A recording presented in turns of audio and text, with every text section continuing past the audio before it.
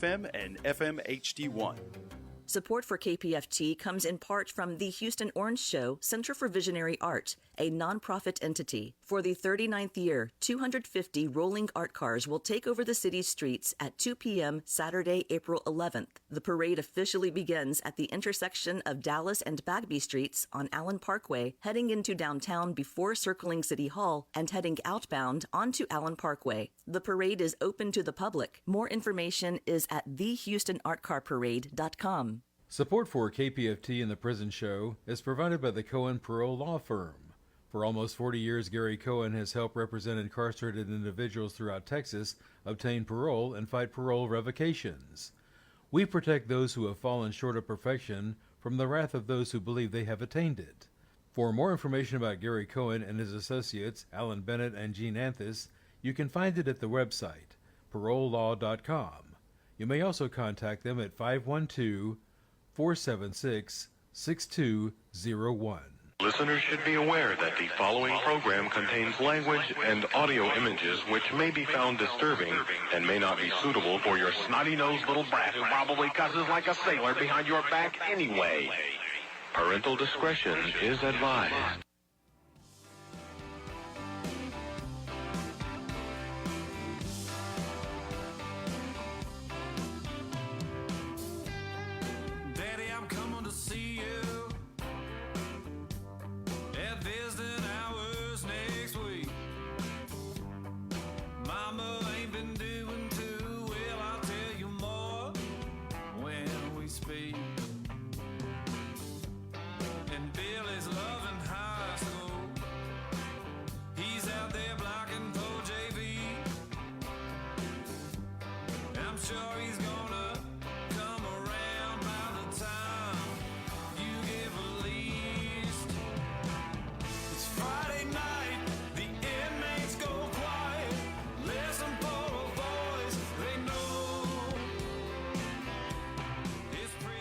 It's time to holler down the pipe chase and rattle them bars, because we're going to do a prison show for you right here at beautiful old, historic old, exciting new KPFT Houston, from the heart of Montrose, where we all hope tomorrow will be a better day.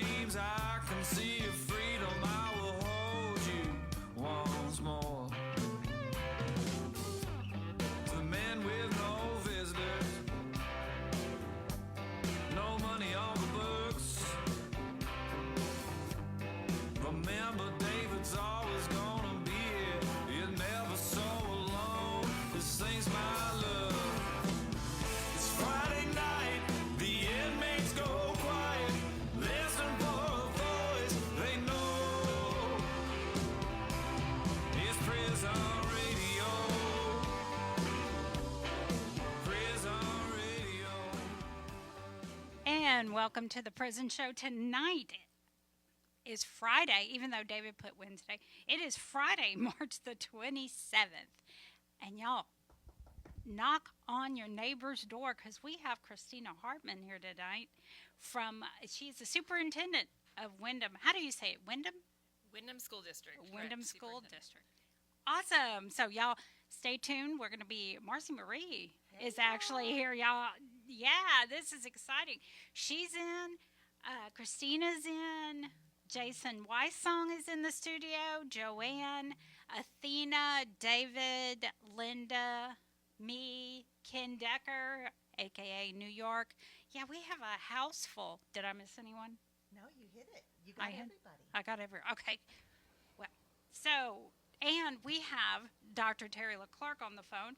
So she's going to be starting off the show. Then Marci Marie and Kristina Hartman will follow up. Then Nicole Hutchinson Moore, the founder, and I need to increase that because I'm going blind, the founder and CEO of the Rusty Diamond Network. She's going to be on, and we're going to follow through with Abraham Bonowitz, the co-director and founder at Death Penalty Action. Y'all make sure you go to deathpenaltyaction.org to sign those petitions. So, let's start off with Miss Terri LeClercq on line 1. There we go. Hey, how you doing, Terri? I'm fine. Sounds like you have a full house. We do. We have a full house. Wish you were here, you and Jack. Oh, I wish we were too. Meanwhile, I want to give a shout out to Alva McGrath at Ramsey. He wrote a great book report for me. And Frederick Jones at Polensky. Some of you guys can write better book reports than I can. And these two are just spectacular. So thank you for sharing them. It made me want to read some of those books also. Thank you again. I want to talk to you tonight, and I know it's going to be very short because you have so many wonderful people. I want you to remember this title, The Choice, CHOICE, The Choice. Subtitle is Embrace the Possible. It's a memoir that was written by Dr. Edith Eger, E-G-E-R. And oh, my goodness, I read it tonight for the fourth time. It's not regular. Dr. Eger was a Jewish dancer and gymnast in Czechoslovakia as Hitler took over. And she and her sister were swept up. Her mom and dad were killed. They were swept up into hell, basically. And this book is about positive thinking. It's kind of hard to imagine that, isn't it? But I think this book is so important. If you can get your hands on it, please do to read it. I'm going to tell you this part. She almost died. She was in a pile of corpses when the United States Army came through in 1945 and was able to move her finger to let them know that she was alive. So from there to writing this book is a huge jump, I think. But I wanted to tell you about this. My past still haunted me, an anxious, dizzy feeling every time I heard sirens or heavy footsteps or shouting. Thus, I learned, is trauma. The nearly constant feeling in my gut something is wrong, that something terrible is about to happen. The automatic fear response in my body telling me to run away, to take cover, to hide from danger, which is everywhere. And that's what she started with and ended up in the United States as a psychologist. But she had in herself, a secret. And the secret was very difficult. She carried it with her through marriage, having children, teaching in El Paso, winning all kinds of awards. But she still had a secret, and she couldn't function like she should carrying that secret. And the reason I want all of you to try to get in touch with this book is that all of us have a secret. And her secret wasn't exposed. She wasn't able to do anything about it until she went back to Germany 40 years after her emancipation by the Americans. She didn't forgive or not forgive Hitler or Mengele, all the people who had abused her and all of her people.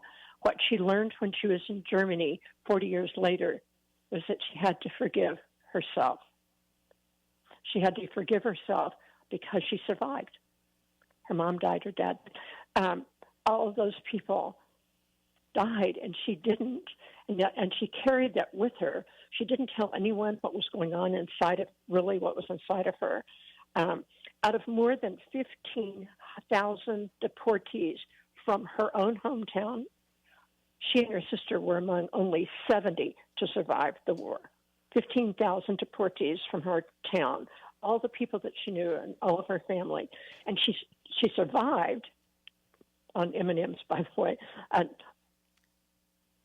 one of the men who came popped some colored things in her mouth. She didn't know what they were. It turned out they were M&Ms.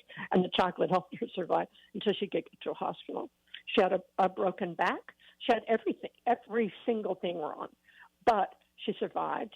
She got to America, and she made something of herself.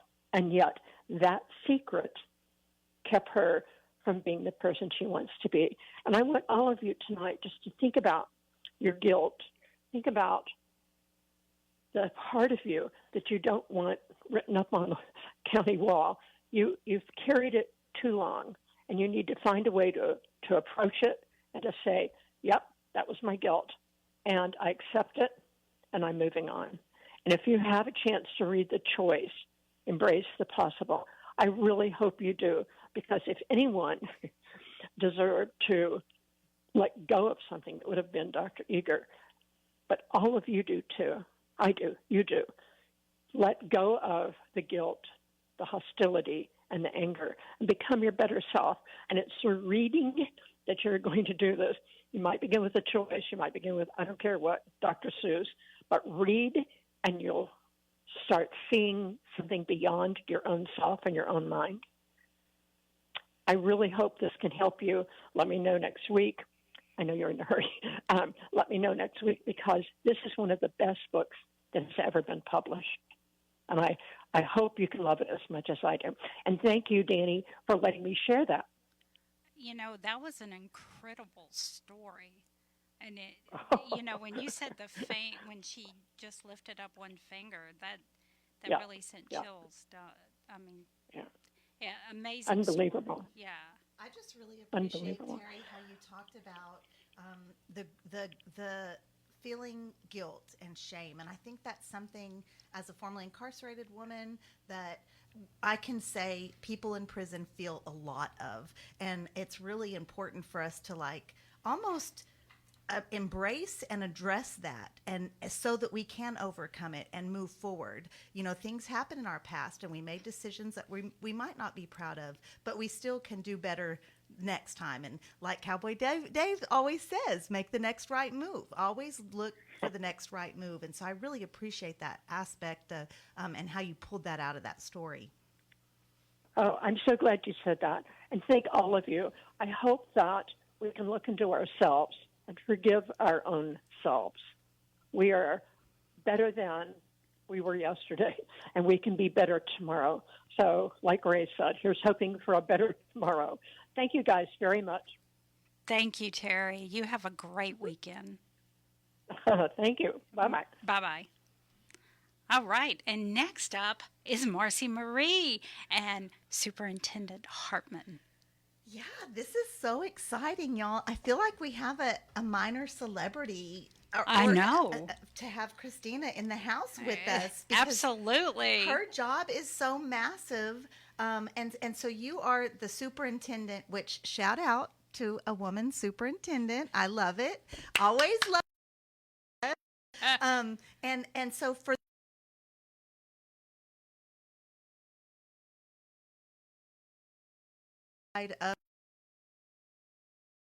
now, when I was locked up, y'all were in charge of high,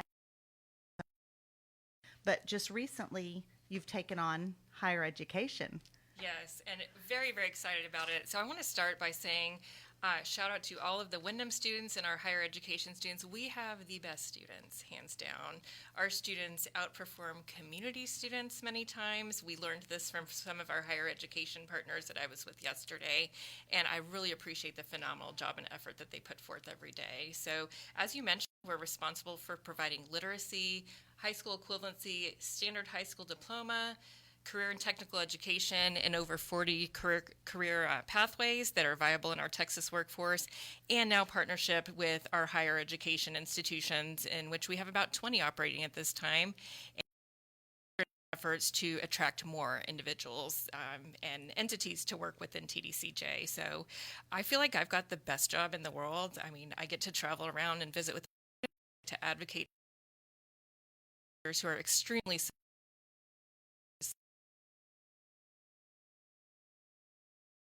our students to know, and perhaps for the listeners that are in other venues and for their family members, that we see them, our legislators see and support them, and our advocacy groups, and we're so appreciative of all of the efforts put forth by our students and those who support them, and the great outcomes that we're seeing in the community in terms of their employment and the difference that they're making in our world.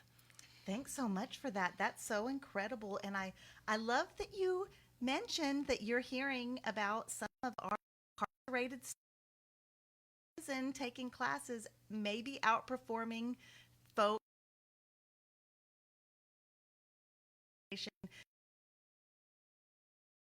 Wonder measure up.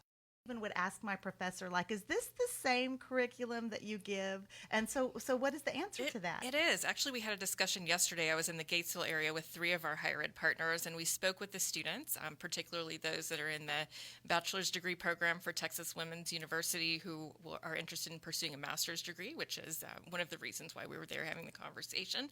And we started talking about the courses that would be in their master's degree program. And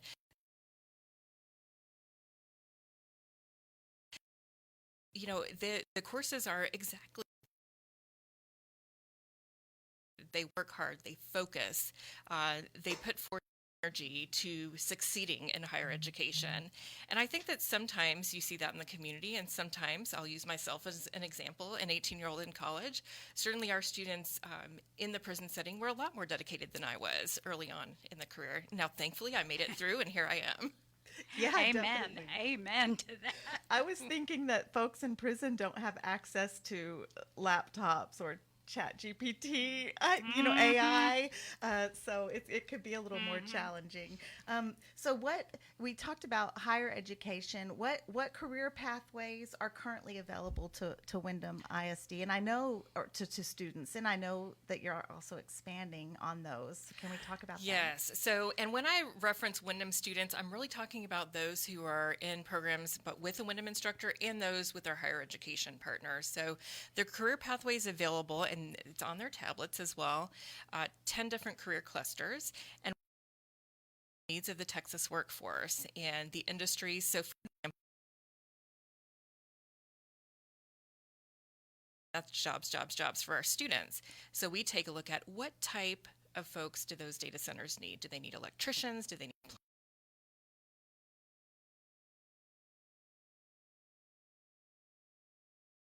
so that folks are getting out of the TDCJ setting and going into a job where they can pay their bills and they can have a good life and they can start planning for taking vacations and things of that nature.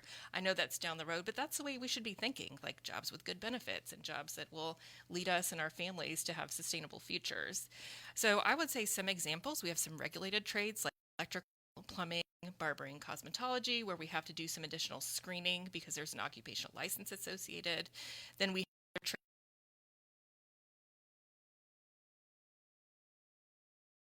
you mentioned AI and you mentioned laptops. That is actually coming. So we received funding from our legislature to connect all of our campuses. So that means Wi-Fi in all Windham classrooms, including career and technical education and in the higher education areas. We have recently placed an order for our first 800 laptops that will go into the teachers' classrooms. We're going to start with 5 per teacher at 29 sites and expand from there. When I spoke about the master's degree program that will be coming for the women, that will be an online program. My master's degree was online. That's substantially similar to what's happening. And we have ways to ensure that the access is secure by something called whitelisting, meaning that we provide access to very specific websites. So sorry, no Instagram, but access to things that you need for your higher education. This is critical because we find in our world you have to have digital literacy skills. Right? So how many of you are thinking, I don't know how to use a smartphone, or I don't know how to type a resume or apply for a job? We have got to get you there. And our legislature saw that by granting the funding for us to get connected in all of our sites. That's amazing. And it's exciting. I would have never dreamed that we were that far advanced inside of Texas prisons. Me either. I'm in shock. Yeah. Now, it's not all there yet, right? So No. we'll see it in certain places, 29 campuses this year for the rollout, and then we'll continue rolling out to additional campuses. So it's one of the biggest things we hear from our students when we say, what can we do better? That's what the question I ask them, how can we better serve you educationally? And usually it has something to do with technology, and our teachers are saying the same thing. Like, we need technology to be substantially similar to the educational services provided in the community.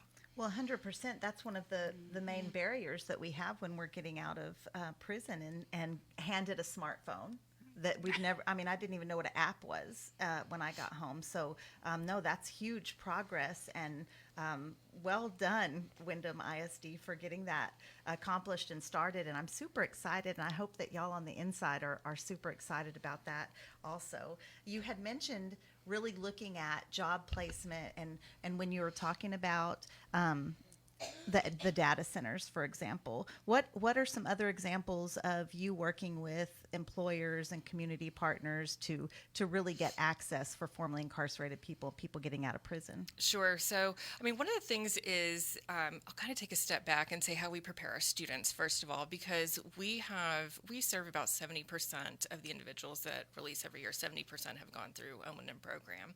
And about 60,000 people are rejoining our Texas communities every year.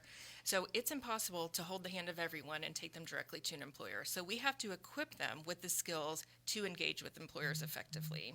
And part of that conversation is, well, you have to be the best candidate, right? So don't get discouraged if you don't get the first job.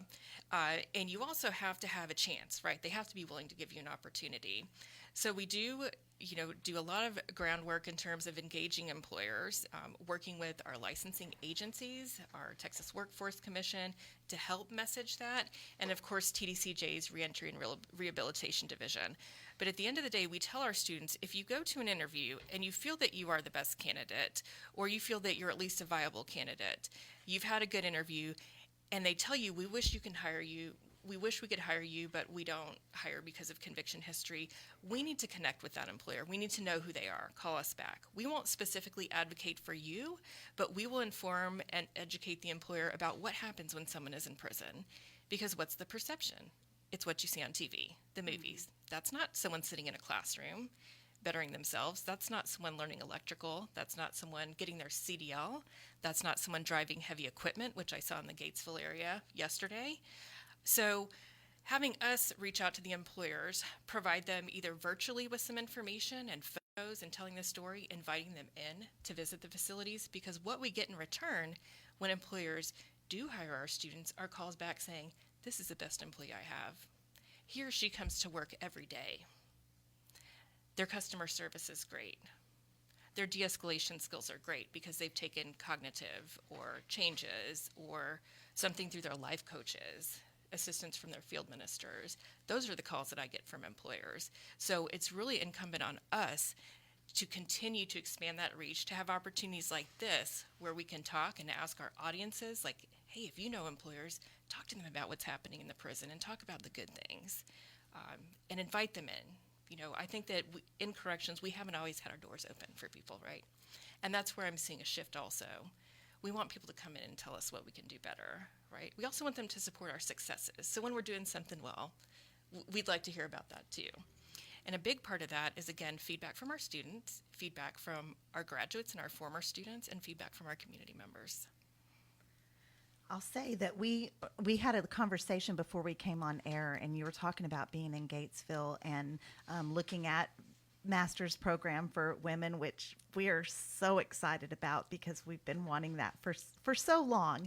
And you talked about the degree pathways available and how you came up with that pathway. And so who kind of guided that? Who told you what they wanted? Yeah. So, right, we went into the classrooms yesterday and we spent 3 hours with students, and the conversation, the higher ed partners presented a bit about what they have to offer, some program descriptions, and then we said, we're going to go around the room and we want every single one of you to tell us what you're interested in doing. And I had my laptop out and we noted everything and then we tallied it up, and here's the winner, right?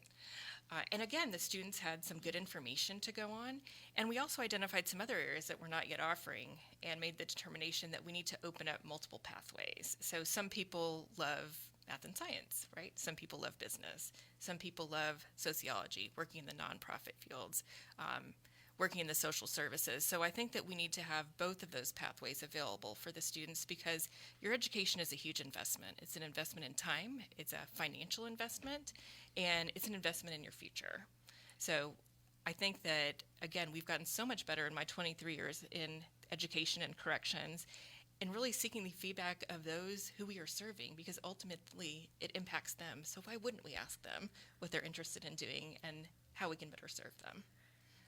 And that's incredible, because as a formerly incarcerated person, y'all on the inside already know, we have people making decisions about our lives, about the way we need to live, about what we need to be taught, and we're not asked very often. So we're definitely appreciative of you talking to those students in Gatesville and finding out what they needed. And I think that's I think that's super huge. And we got our Cowboy Dave, which I want y'all to know, he's wearing his cowboy hat. I was trying to figure out how he did that with his headphones on, but he's got his headphones on backwards. I'm going to take a picture and post it, and I'll tag the prison show so y'all see it. It's he ain't taking that hat off, y'all. I got to have the hat on. The only time it comes off is I'm riding a motorcycle. Yeah, fair. Yeah, I want to make sure that if Danny has any questions, and also just open it up, Kristina, if there's other things that you want to share about some of the incredible work that Windham's doing, and also to say that we're very appreciative as I'm not here on as Lioness tonight. However, your willingness to also consult formerly incarcerated people with some changes and positive moves. So yeah. Sure. So I guess one of the other things I'll add that I think is really exciting about Windham, and when people ask what we've accomplished over the last several years, and this is with the consent of TDCJ and the support, I want to tell you that my interactions with TDCJ at the level of administration are very positive. They're always very supportive of what we're intending on doing. So our person-centered language, use of person-centered language, and this has changed in the Echo newspaper, which I think is also on the tablets. It's changed in our communication with students and with residents, right? It has changed in terms of education and corrections instead of correctional education, always putting the person first. So when we say things like formerly incarcerated individual or person, we flip it around and say person who is formerly incarcerated, right? You always want to put the person first. And I encourage our students to do that and to practice appropriate terminology that's in the community. I can think of a few examples of things that made me scratch my head, like what is a picket, right? No one knows what that is. The free world, okay? What year are we in here now? I feel like we're in the Cold War, right? Those are terms that get ingrained in folks in a certain setting. They get ingrained in staff also. And it's something that when you come out into the community, it's going to be foreign to the people around you. So I would say, I would encourage students and residents to start practicing the communication that you intend on using in the community, the communication that you'll need to use with employers and that you'll need to use with community members. So I'm proud of the shift that we've made there. We've updated our policies. Our staff have received this guidance. They receive annual training. Our board is in support, and a shout out to our board as well. They're amazing and always supportive. So yeah, I think that that's really, aside from, again, shouting out our students and telling them how smart and capable they are and how grateful I am to be able to lead the district. Well, you brought up the Echo. We can't. How did we miss that? We can't not talk about the Absolutely. Echo. Yeah. It's amazing. Sure. Yeah. It really is. And the fact that the women now have a say in it. They're reporters, or there's staff on site. Correct? What unit is that? That's at the Lane Murray, Dr. Lane Murray, which first superintendent of Windham, first woman superintendent in Texas. That was a suggestion that came to us from Ms. Jennifer Toon, who said it would make a whole lot of sense if you had this available for women to contribute. And we said, well, yes, it would. Let's go ahead and fix that. The Echo is a newspaper written by the residents, for the residents, keeping them up to date, interviews and different things related to employers, what's going on in TDCJ. And as I mentioned, completely has shifted to person-centered language over the last several years. And how do we get an interview? Who do you want to interview with? Oh, you want to interview with the Echo? Yeah. Oh, well, I mean, I think I'm the managing editor or something like that. We had an interview. And they didn't publish it. And they didn't publish it, yeah. Well, here's what I would recommend. You should send the superintendent an email and ask about Oh. that. I would think that we would need to I bet update I can it do at that. this point. Yeah. Yes. I know her well. So. Because I think it was last year, right, David? Yeah, it was. Yeah. They interviewed us, and then They did a story on Jason Clark instead. Oh shoot! Well, we do. Well, we we do like love Jason Jason. Clark. We do, right? I Yeah, guess it was a bigger story. Why don't you get back in touch and we'll look into that? I know that It was right after we got on the tablet. So I mean, we wanted everybody to know because we hit every incarcerated individual in TDCJ now. They're able to listen to us on the tablets. I'll consider it as long as you say individual who is incarcerated instead of incarcerated individual. Person first. individual who I like that Individual though. who is incarcerated. I'm a woman who is formerly incarcerated. Yep. And Well, I was thinking about that the other day because where I work at, it's an apartment complex, but right down the middle of it, it's like the bowling alley.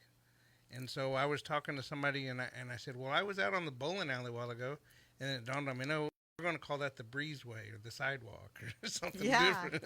Yeah.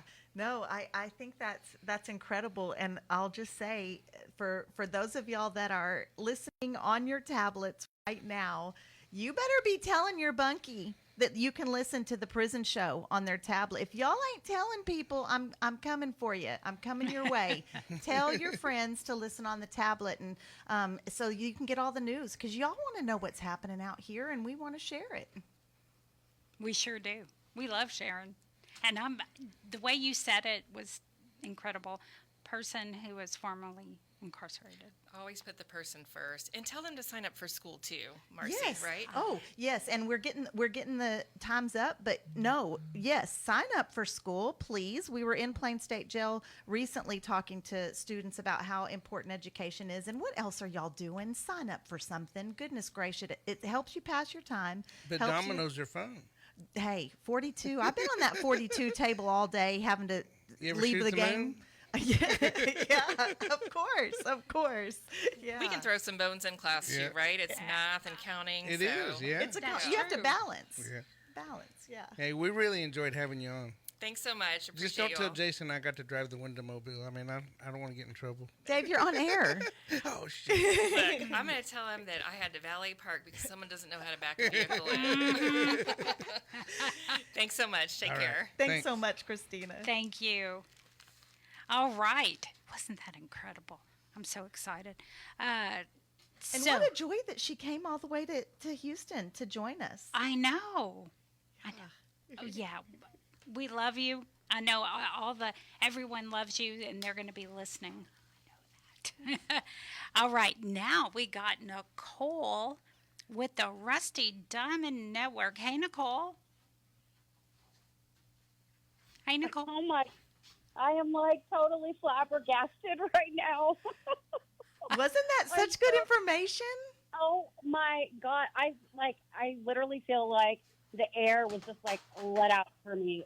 8 years of beating my head against the wall with these women. And I too am a woman that was formerly incarcerated, and I'm coming up on 8 years of that anniversary here in April. And one of the things that I worked with hundreds of women over these years, and, getting these types of opportunities and education. And I myself, when I was incarcerated, it was, it's just constantly so important to stay on top of it, and the I-60s and the process to get in it. And it just sounds like now things are really becoming a lot more cohesive, because a lot of what I've spent my time doing with my diamonds is, I'm cold calling employers and pitching them almost like a recruiter would do. And, trying to open those doors and find employers that, I can partner with and get, formerly incarcerated people in there. And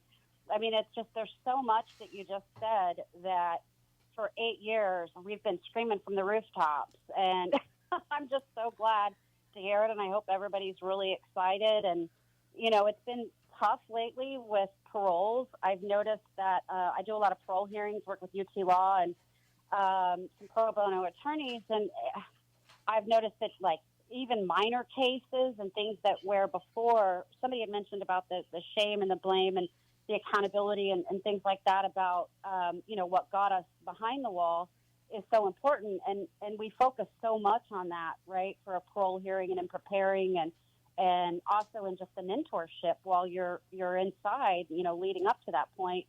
And to hear that thought process is being, dovetailed into the education and how important that is, and what a life-changing, I've watched people go from living in, sober living homes and struggling, and I'm giving them bus money and picking them up and taking them places, to all of a sudden they're working in a call center, and they took their skills that they had that they were maybe not using for good before, and now turning that hustle into a great salesperson, and now they've just bought a house. I've got another one who's getting ready to be a grandmother and getting ready to get married, and it's exciting to hear, because a lot of us out here that work in this reentry and with the women while they're in the behind the walls, and when they come out, to have that support and that like-minded thinking is so critical. And especially right now with kind of some of the trends that I'm seeing with parole, it's just more imperative and important to have all the opportunities that we can, especially as women. We don't have near the opportunities the men have. And so to hear that is just fantastic. So I'm literally flabbergasted. I'm so excited. Nicole, you talked about looking at talking to employers about opening doors for people that are formerly incarcerated. Hey, that first person-centered language. Can you tell us, like, what can community members do or talk to their employers? What do you say when you're talking and when you're pitching? Tell us your pitch. Well, you said it. Somebody said it earlier. They become the best employees, and the reason why we are is because we have so much skin in the game. It is so hard for us to get that job because we have a felony on our record, because we have prison under our belt, that we really appreciate it in such a way, and we know how imperative it is to be 2 steps ahead of everything, because we're always making sure that we're doing what's right and keeping that job that's so precious. There's this sense of responsibility for your life after you've lost it all and you're behind those walls and don't have, any of the freedoms and even things like turning on a light switch. I mean, it's just such basic things you don't think about. And like, it feels like the Cold War era. That's so true. We're kind of catching up a little. Pitching that to an employer and giving them specific examples. I have mentor diamonds now that are in jobs that have references that I can use when I'm calling into these other employers. And then my background in corporate helps me, using things like LinkedIn and things like that to network. Hence, we're Rusty Diamond Network. That's really what we do, is bridge the diamonds to whatever, it is that they're in need of to, move forward in their life. So once an employer hears that is really the best line, is this is going to be your best employee, and here's why. And that's so important to get across. And then I form that relationship because the proof is once they're there and they see it, then they're like, okay, you got any more for me? It's great. Now, are you helping? I know at one point you're up in the Dallas area, correct? Yeah, but I work all over the state. But Okay. yes, I'm based in the Dallas-Plano area. Okay, that's what I was wondering, if you help people all over the state and employers. You're in contact with employers down here in Houston? Absolutely, all over, and actually nationwide, because a lot of companies might not even be based here. It just depends on where the connection is and my in is, whether it's via connection on LinkedIn or my past work history or through a friend. I mean, that's what's important out here for all of us, too, is to be getting this message out that we make the best employees and we are good employees, and here is why. And it makes sense. It's like all of a sudden a light bulb goes on somebody's head when you say it to them, and they're like, you know what, that really does make sense. It's like, would you rather hire this person that you already know the things that they've had in their life with issues and things like that? I mean, you're getting somebody that you have a lot more depth and knowledge about than somebody that walks in off of Indeed or one of those, websites or what have you. You're getting a referral, and that is somebody that's vetted. And so it kind of turns the argument on its head. Oh, you got a felony? Nope. Check the box. The whole box thing, right? That's a whole other story. But it turns that on its head and says, yeah, check the box, because guess what? I am completely transparent. Here is everything about me, and you're getting it all. You're not necessarily getting that from the other candidate. Nobody works harder than somebody fighting to rebuild their life. And so, amen. Yeah. So definitely appreciate. And Nicole, maybe a couple of years ago you had mentioned that there were not a lot of programs for women in the women's prisons. Have you seen that increase? A little bit. I've seen it morph more than anything, which makes me, and just the contacts that I have at higher levels within TDCJ, I'm aware of the shift. It's just, I don't know why it's so much slower for the women than the men, but I think we're getting there. And having Windham here tonight and and the language you're using and the things you're saying. I mean, it seems to me like that is a huge step forward and massive progress for us, that we can kind of catch up, because that's what it always feels like, right? We're spinning our wheels, and I'm constantly just like trying to chase. And if we had more of the system on our side saying, hey, we get this and we're going to support you in this, then all of us out here that do, what we do as volunteers and in this reentry world and mentorship really can support much better having people rallying around us, where we're not just kind of isolated out here onesie twosie calling this place or doing this, or it's always constantly chasing the rabbit, right? It's going to give it a little bit more consistency. This is the first I've heard where it's, even when I've been on like the annual calls or any of the updates, this has teeth in it, and that's what we need. And I think our legislature is obviously ponying up, because now they're saying, okay, we're going to support Windham in this, and since it's a school district, it's something they're familiar with and they understand. I think once we get some of these programs rolled out, because we've been fighting for this for years. I've been on multiple committees to try to get these programs, do all this.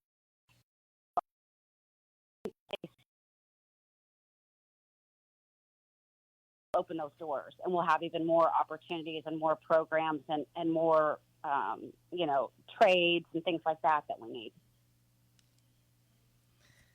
No, I think you're exactly right. And I mean, Kristina blew my wig back when she said laptops. Yeah. Yes. Never would have dreamed that would have happened.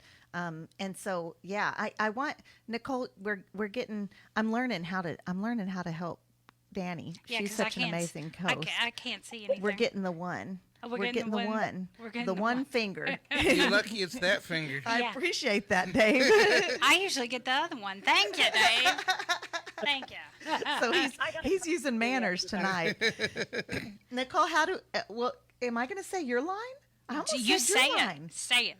Nicole, how do people find you? Very good. Well, first, let me just real quick shout out to my girls at Lane, at Coleman, at Hobby, at Crane. I'm thinking about you girls, and I love you. You can reach me via mail at 7801 Alma Drive, number 74, Plano, Texas, 75074. I'm also rustydiamond.org. That's our website. You can contact me there if you have family members, anybody needs help on the women's side with reentry or parole or anything else, reach out to me there, and Prison Diamond as well on socials. Well, we appreciate you being on. Thank you so much, Nicole. This was great, y'all. I feel like rejuvenated. Thank you. I'm excited. Yeah, I feel like it's girls' night. Yeah, I do know, too. Right? I needed this. And then we're going to welcome a man. Yes. Come on in, Abe. Yeah. Thank you, Nicole. Thanks, you guys. Bye-bye. Blessings. Same to you. All right, now let's enter the man of the evening, Mr. Abe. How are you? I'm doing just fine, and I'm actually grateful for all of you, Dr. Terri and Marci and Kristina and Nicole. This has been a great conversation. But your comment there about all women, it made me remember when I was on the Guns N' Roses tour for Amnesty International many years ago. Axl Rose came on the stage one time wearing a T-shirt that says, "No one knows I'm a lesbian." So that's my line for tonight. Ask David, do you take your hat off in the shower? Oh, yeah, I do there too. I guess there's three things I do without my Hello? hat. Uh-oh. You can't hear me? I said there's three things I do without my hat. I ride my motorcycle, I take a shower, and you can figure the other one out. Sleep. Can you hear me? Yeah, we can hear you, Abe. Can you hear us? Yeah, he can't hear me for some reason. I usually say that. I wish I could hear you. Oh, no. Hey, Abe, are you there? Oh, no. We lost Abe. We lost him. It must have been, Well, I told you it was girls' night. yeah, that's it. That's it. We Well, hopefully he'll call back. I know. And he's Linda still got him on the air. Linda, answer that phone and see if he's still there. I'll say that shout out to my Lane Murray girls, too, There, with he's that on the Echo's other line. office in there. Here comes Abe. yeah, here he's going to come back. Or we think that's Abe. Yeah. Throw him on. Hey, Abe. Okay. Hey. Can you hear me now? When we can hear the bump, bump, bump in the background. There we go. All right, Abe. Let's take two. Take two. Take Go ahead. two. All right. Well, I was starting to. You heard my opening line, and now the other question I had was to David. Do you take your hat off in the shower? Yeah, well, we found about 3 or 4 things that I do without the hat. Sorry, I couldn't help myself. So sound like Smokey and the Bandit, huh? Exactly. So, I'm just grateful to be with you all. I was just digging around for some good news to share, and I put a bunch of links in the chat, and there's a lot of stuff I want to talk about tonight, and I may not get to it all. So do check the links in the chat. But a couple of bits of good news. Well, I guess it's good news that we're having some impact in the movement that there's been recently. Sonny Burton in Alabama got a commutation and is not going to be executed, and he's doing very well, and that's good news. James Broadnax is getting some traction on his claims, and that's good news, and we will be watching to see where that goes. I'll talk about that more in a moment. And also, kind of good and bad news, but Sandra Reed, Rodney Reed's mother, is doing better. She has been in the hospital, and it was in the ICU for a couple of days, but now she's doing better, I'm told, in a conversation with Roderick I had earlier today, Rodney's brother. That's some good news there. However, the bad news, and there's a lot of bad news, is that on Monday we heard from the U.S. Supreme Court that Rodney Reed was denied his claim. I'm not exactly sure what the question was that they were looking at, but the Supreme Court denied him. It was on a question of DNA evidence, and the vote was 6-3. And I put a link to Justice Sotomayor's dissent, and I'm going to read just the last part of it. She said, "It is inexplicable why the Bastrop County District Attorney's Office refuses to allow DNA testing of the belt that was used to kill Stacey Stites, despite the very substantial possibility that such testing could exculpate Reed and identify the real killer. It is also inexplicable why the courts below did not proceed with more caution and carefully consider each of Reed's arguments, especially given that his claim implicates the constitutionally intolerable possibility of the execution of an innocent person." And she says further, the court should vacate the Fifth Circuit's judgment and remand the case for the Fifth Circuit to address Reed's arguments in the first instance. Because the court refuses to do so, the state will likely execute Reed without the world ever knowing whether Reed or Fennell's DNA is on the murder weapon, even though a simple DNA test could reveal that information. I respectfully dissent. And with that, I'm told that the Innocence Project has more things to file in that case, so hopefully there won't be a date set anytime soon. But shout out to you. What? Hang on, Abe. Sorry about that, Abe. Yes, sorry. That's all right. Shout out to Rodney Reed, and if you're listening, and just keep Sandra Reed in your prayers for her speedy healing. And there's a link to a GoFundMe to help Roderick. He's been taking time off to be present to help his mother. And of course, when you take time off from that kind of a job that he's got, then you don't get the income. So if you can help Roderick out, that link is in the chat. So there's that. I also, just so I don't lose the opportunity to do so, I want to make sure I give a big shout out to John Lucio, Melissa Lucio's son. Also shout out to Melissa, if you're listening. They're actually both now in prisons in Gatesville, just about a mile apart from each other, and hopefully maybe they'll get a visit. But John's just got a couple more months to do on his sentence. He'll have it all complete. And John, just it was so great to hear from you the other day. And Bob and Charles also send their greetings. I'll be talking to Bob in a few minutes after we're done. So shout out to you. And again, Thursday came and went without a ruling in favor of freeing Melissa Lucio. So check every Thursday morning when the Texas Court of Criminal Appeals hands down its orders, and it is just nuts.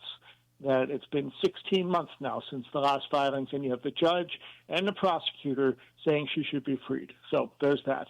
Now, other bad news, today in Florida, James Duckett, who is scheduled to be killed on Tuesday, received the results of DNA testing, and it came back inconclusive, which means that the state is already asking for the stay in his case to be vacated, and yet the forensic sciences, the state's own DNA expert, has said that further evaluation is necessary from a different expert, and that's what the lawyers in that case are hoping to extend the time for another expert to evaluate that and see if they can understand what's up with. But James Duckett has always maintained his innocence, and he is scheduled to be killed on Tuesday. So as soon as the office opens on Monday morning, we're asking people to call Governor DeSantis and demand that he halt that execution.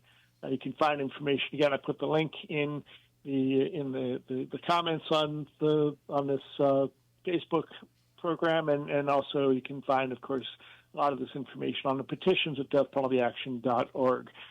Next up after James is Chadwick Willesee in Florida on April 21st. There's lots of issues that he's litigating, not about guilt or innocence, but about his, the fairness of his trial, the fact that his juries were never unanimous, and the fact that he filed arguments about the problems that Florida is having with its record keeping around lethal injections and some shenanigans going on around that. And of course, 1 week after his lawyer filed asking for information about those issues, they set a date for him. So that's that. Next up after that, in Texas, James Broadnax on April 30th. I mentioned good news in his case, and that is that he's getting traction and attention. I had assumed wrongly that this was a law of parties case. There are two people that were involved in a murder, and the story that James is telling now is that he agreed with his co-defendant that he would say he did the shooting, so that his co-defendant, who already had priors, would maybe not face the death penalty. And now, about a month ago, I guess, or a few weeks, the co-defendant has submitted an affidavit saying that he's actually the one that did the killing, and James did not. And therefore, James is innocent. Because James wasn't charged under the law of parties, should they actually get heard in court, he could maybe get relief and not be susceptible to the death penalty under the law of parties. So we're going to be watching that. God bless them that they've been able to get some traction on this. And the other bits of traction, in his case, of course, they struck down the black jurors. That's being litigated. And also, they used as part of the evidence to suggest future dangerousness, they used the lyrics, James Broadnax's rap lyrics that he had written to suggest that, look what he's saying, he's a future danger. So you have to ask yourself, does Johnny Cash, is he a future danger because he shot a man in Reno? Lyrics, he should have freedom of speech, and so that argument's being made too. We'll see what goes on. But James, shout out to you, and Death Penalty Action has a petition for you, and we're just grateful that you're getting all the attention. Rap artists are involved and have submitted a friend of the court brief to the U.S. Supreme, or to whichever court is going on with this at this point. So that's happening. Got to keep moving quickly here. We've got Raymond Johnson is next up in Oklahoma. You can put actually a really interesting podcast conversation he had with his spiritual advisor that's in the chat there, and also on his petition. And heads up, his clemency hearing in Oklahoma is on April 8th. So if people want to write a letter to the parole board asking that he not be executed, get that in the mail right away, sign the petition. That's just a week from Wednesday is April 8th, so watch out for that. Then you have be on the 4th. By the way, here's the other thing that we're watching in Texas. The next execution in Texas is going to be the 599th. And I do want to say, I know all of you are people and you're not numbers, but at the same time, round numbers are what the media pays attention to, and it gives us a moment to talk about these issues and highlight them. So the next execution, whoever it is the 599th. And what that means is that The one after that is number 600. And I'll say right now, we may have to juggle the schedule a little bit because I'm going to be in Texas, and I want to come and be in the studio with you all when I'm in Texas around May, sometime in mid-May, around that execution on the 14th, if it goes forward. So there's that. Then we've got in Arizona on the 20th, Larry McGill. On the 21st in Tennessee, Tony Carruthers, which means that if you're anywhere near Nashville, we'll be marching from the prison to the Capitol on that Sunday, the March for Mercies on May 17th, in advance of the next Tennessee execution on the 21st. And then we have to jump in terms of scheduled executions all the way to August. We've got Darrell Hines in Tennessee, Krista Pike in Tennessee in September, John Rubio in Texas in November, Gary Sutton, another guy with a really strong innocence claim, in December back in Tennessee. We have more dates that are being set in 2 dates have been requested that are pending to be set in Alabama. And, of course, we expect more dates to be set in Florida every week to 2 weeks or 3 weeks. So those are that's kind of the schedule of what's coming up. And just check my notes here. I think I've covered all the things that I wanted to make sure to cover. And, yeah, so I'm on my way tomorrow, or Sunday rather, to Utah. I'll be taking Randy Gardner and some other folks. Randy Gardner, his brother was executed by firing squad. And we're going to be confronting the companies that are building the new firing squad facility in Idaho. We'll be doing that in Salt Lake City on Monday and in Idaho, in Boise on Tuesday. And so those are the things I wanted to make sure to report on.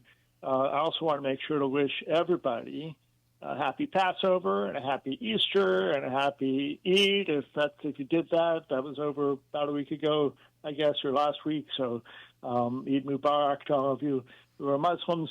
And finally, I received, I did want to mention also, John Lucio told me he's listening on his tablet to this show, and he listens every week.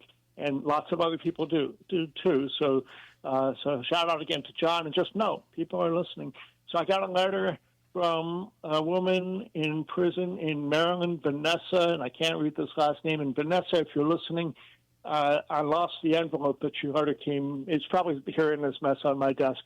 But I don't know how to write you back because you didn't put your address in and I can't read your last name here on the letter. So anyway, but Vanessa wrote just to give me some information and say that she listens to the Prison Show, and she just wanted to know how she could help as a prisoner behind the cinder block walls to work against the death penalty. And the answer to that is talk about it. Talk about it with other people. Give people the opportunity to talk through the issues, and whatever a person may deserve.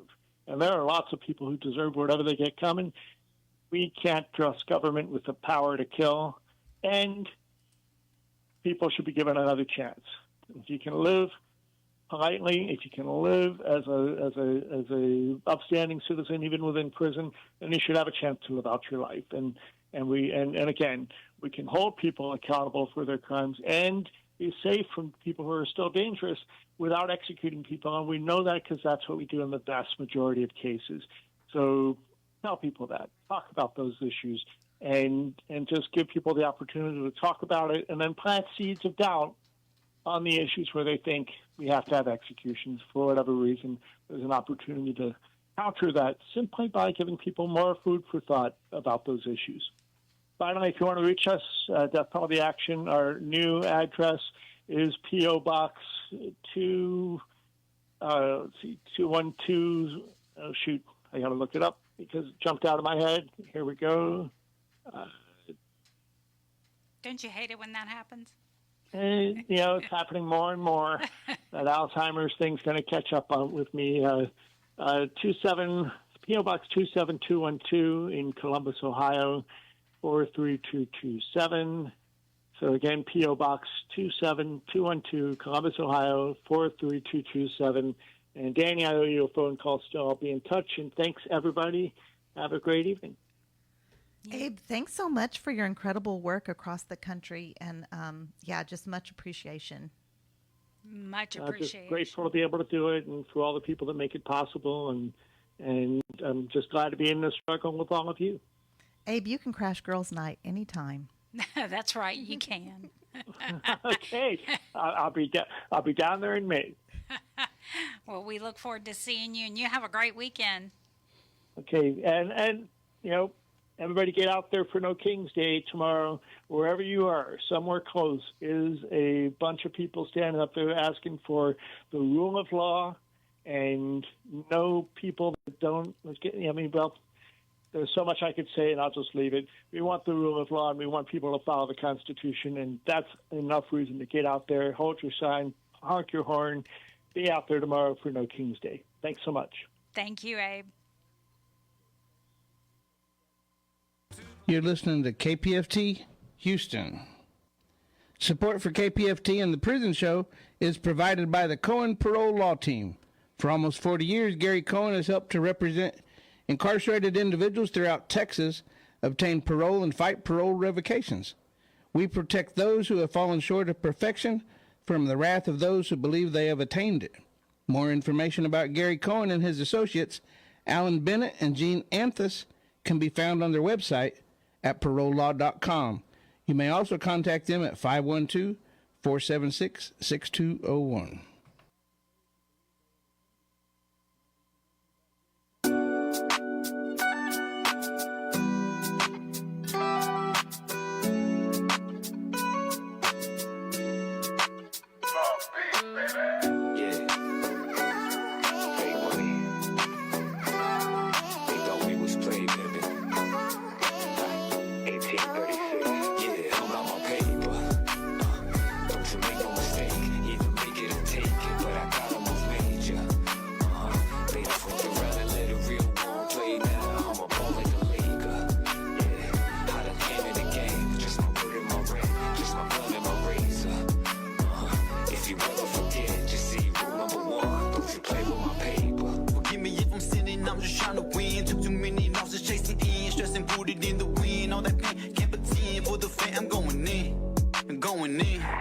Empty pockets got you sitting, trying to get your bands up. I ain't little no more, it's time to man up. Treat my paper with some manners. Like, do you want to bow? Yes, sir. Do you want it all? Yes, sir. And so I'm working double time over grinding, trying to make sure my kids be shining. Holding down on time to grind. They just trying to multiply for the paper I'll be buying. If I check out, I'm trying to go out style. 2 chains, grip my heater, lay in the bank. 2 chains, grip my heater, lay in the bank. Live by the code, never talk, never told. Never talk, never fold. Yeah, I'm about my paper. Don't you make no mistake. Either make it or take it, but I gotta move major. They fuck around and let it real world play now. I'm a ball like a Laker. Yeah, how to end in the game. Just my word and my rep. Just my gun and my razor. If you ever forget, just see rule number 1. Don't you play with my paper. You keep it real in this bitch. You can talk this shit you want, but you get killed in this bitch. Keep the smoke up in the wind and chunk the bill in this bitch. Keep the thing up on the side, we in the field with the shit. Crunching numbers, talking low, the richest people. Hold his eyes up on me, telling me your drip, I see it. Hadn't that it's on the east, my nigga. You see this in the session, getting blunt, steady blowing neither. Flip a whip, they hit the clip, my nigga, misbehaving. Politicking with the fam, my nigga really made it. Keep it dipping through the traffic of these niggas hating. Plotting on what's next before I go and get it, baby. Hit the ocean, drive a slide around, ain't nothing to it. Pop a seal down the spin, let me sip this fluid. Got to swerve and hit the curb, my nigga, flipping units. Me and Kevin in this bitch, just gonna get the music. Don't you make no mistake. Either make it or take it, but I gotta move major. They fuck around and let it real world play now. I'm a ball like a Laker. Yeah, how to end in the game. Just my word and my rep. Just my gun and my razor. If you ever forget, just see rule number 1. Don't you play with my paper. Yeah, if you ever forget, just see rule number 1. Don't you play with my paper.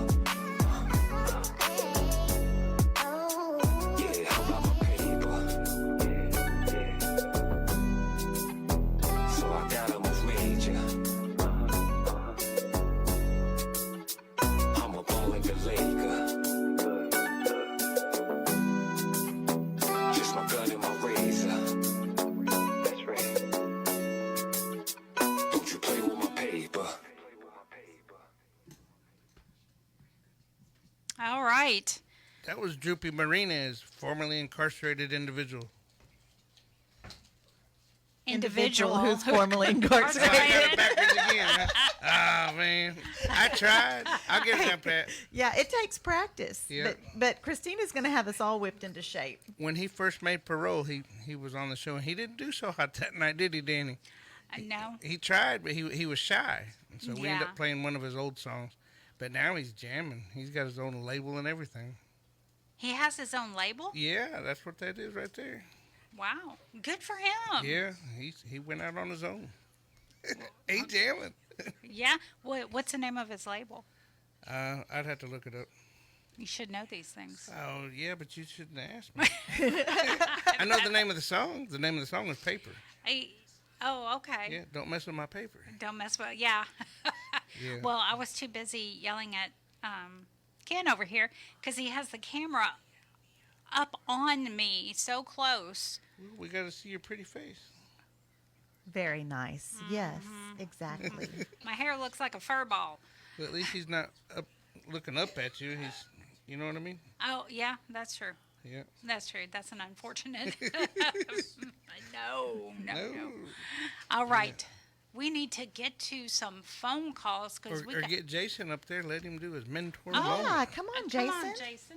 Yeah, that's excellent. And y'all, I thought that Jason walked in and I recognized him and I assumed it was from social media, but I'm just going to plug my own podcast on the Rec Yard Women's Prison Podcast. That's how I know Jason, because you watch on the Rec Yard. Put those headphones on, Jason. And get up on that mic. You have to get all up. It's a on 1970. No, those are probably 85. It's a 1985 mic. 1985 mic, yeah. Can you hear me now? We can hear you. All right. Well, good evening, everyone. Again, my name is Jason Wysong. For those who can see me on camera now, I know there's several requests that are in the studio and be on camera. And I serve as the volunteer executive director for the Christian Restorative Justice Mentors Association.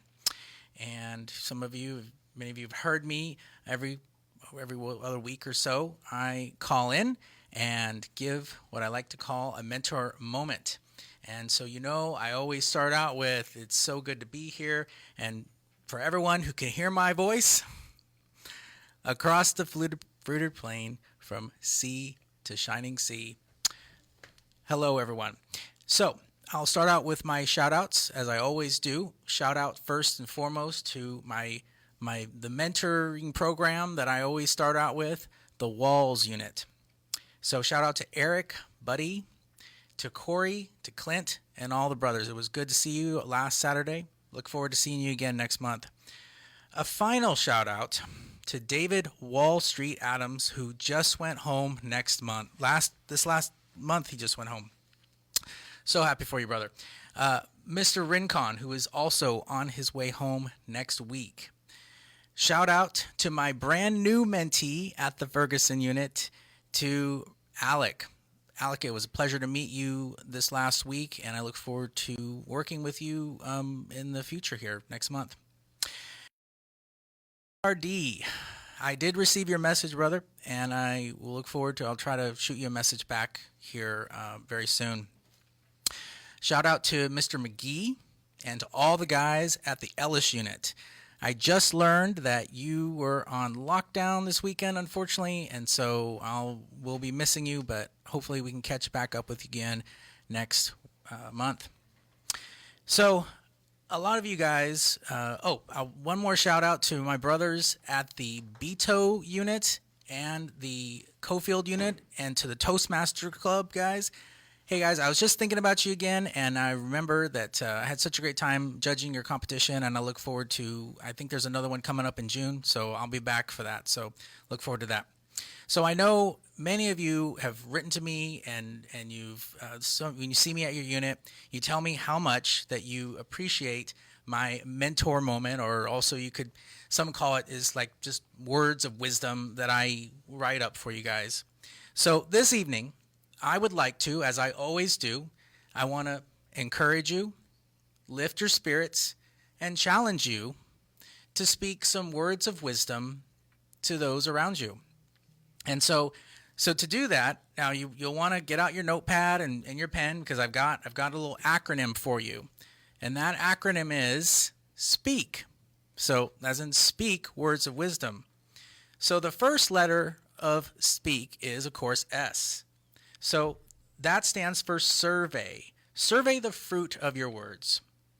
Are you about to say something that will lift someone up, encourage someone, or something that will tear someone down? The next letter is for purify. Purify or check the intention behind your words before you speak them. What is the intention behind your words? Is it to boast, gain favor, or again, is it to harm someone? E stands for encourage. Encourage someone with intentionality always. A is for avoid. Avoid careless speak. Avoid careless speech. Think about what you say before you say it. And finally, K is for know. Know when to speak. Oftentimes, there's a time to speak and there's a time to listen. There's a time to offer feedback and there's a time to receive it. Another exercise that I like to use to sort of filter what I'm going to say sometimes when I'm in situations is this. Is it true? Is it necessary? And is it life-giving? So an example that I use is if I had, let's say I had a bird making a nest on top of my head, okay? Now, I would greatly appreciate you letting me know that I have a bird on my head, that I need to get rid of the bird, right? However, if I had a stain on my shirt, right, in the middle of the day, and you came up and told me that, well, unfortunately, there's nothing I can do about it in that moment, right? I can't go home, I can't change my shirt, and so now I'm just going to feel self-conscious and bad that I've stain on my shirt. So that's not especially life-giving to that person. Now, a better approach to that might be wait until the end of the day when they have the opportunity to change their shirt so they're not feeling bad about it all day. So that is my little mentor moment for today, and I always include a little verse, and that is, do not let an unwholesome talk come out of your mouth, but only what is helpful for building others up according to their needs, that it may benefit those who listen. And that's out of Ephesians 4:29. Thank you, Prison Show, everyone, for having me, and I'll look forward to sharing with you again next time. Good night, everyone. Thank you, Jason, so much. And I love that. I love that speak. Yes. Words of wisdom. I love it. We all need to heed that, especially at work for some of us. Some radio show producers need to. Amen. Not to mention any names. Yeah, no names. No, absolutely not. All right. And we have another Jason, I believe, that's been holding for a while. I think he was on another line. Then jump to this one. Hey, Jason. Hi, Miss Danny. And hello to everybody on the Prison Show. I just want to give a little bit of feedback since I've been released from prison. And, I'm on parole, so it's a bit of a challenge, and I have quite a big project tonight with all the list of names that I have, because I've added names to my list. Okay, so I'm going to do my shout-outs, Miss Danny. And the first one is, looks like El Jahara. He's on the Robertson unit. Shabazz, I don't know what unit he's on. Nico, he's on the Robertson unit. Joseph Wernley, he's on a unit here in Texas. Little J, hey, Little J, on the All Red unit. Walter Brown, Paul, he's in a facility for parole in Odessa, Texas. Jonas Harris, I don't know what unit you're on, but hey,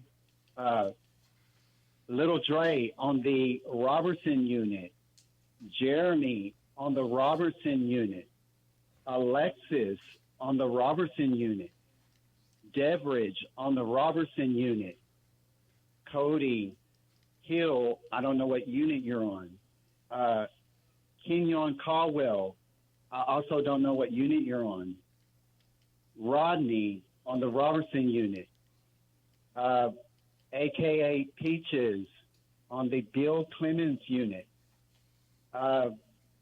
Joe on the Michael Trustee Camp,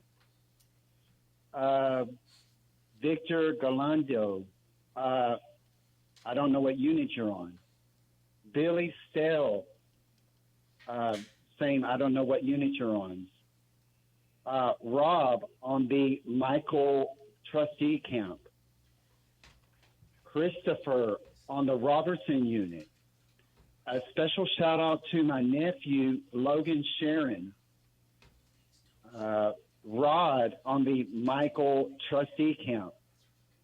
Diamond wants me to give a special shout out to Allie at the Harris County Correctional Facility. Gadget wants me to give a special shout out to Lynn on the Skyview unit. Special shout out to Angela and Jefferson County Corrections. This shout out says, keep your head up. I love you and I'll see you soon. Norman on the Wayne White unit. And all of my friends and everybody that's still there on the trustee camp on Michael unit, I'm thinking about y'all, and I haven't forgotten y'all. And, you know, I wish I could be there at the prison show, but that's in Houston, you know. So I also want to give a shout out to Miss Danny, Madame Linda, and David, everybody at the prison show. And a big, big thank you for making this happen. Well, thank you, Jason. We appreciate you so much, and we can tell you've been listening for a while. Yes, ma'am, I have. And I've been listening for almost 2 years. And I just started watching the video version. I think it was last year that I started watching the video version. And I've been telling everybody about your show. I give your address and that you have YouTube and that you have Facebook. And, you know, I'm limited on what I can do, but I'm doing the best that I can to keep my promises. Well, we appreciate you, Jason, and I know everyone else appreciates you on the inside. Thank you so much, and we hope you... Miss Linda and Miss Danny and David, I watched y'all's video, and that really touched me. You know, knowing you all as individuals on the Edovo. Well, we really appreciate you, man. It means a lot to us. Yep. It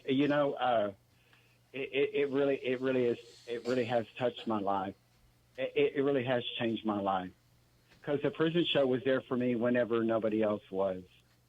We're still here for you, brother. And if you do come to Houston, come on down. Every Friday night, Alrighty, we're here. I sure will. All right. Alrighty, thank y'all for listening to me. All right. Have a good night. All right. Bye-bye. Have a great weekend. That's what it's all about. Exactly. Yeah, we love that. Okay. What do you want to do? You want to go to Eva? Yeah, let's do Eva. Hey Trey, good morning. How are you? So yeah, on this shout out, I want to try something. It might maybe get a little bit painful for your ears. I'm not sure. We'll see. So tell me, are you ready?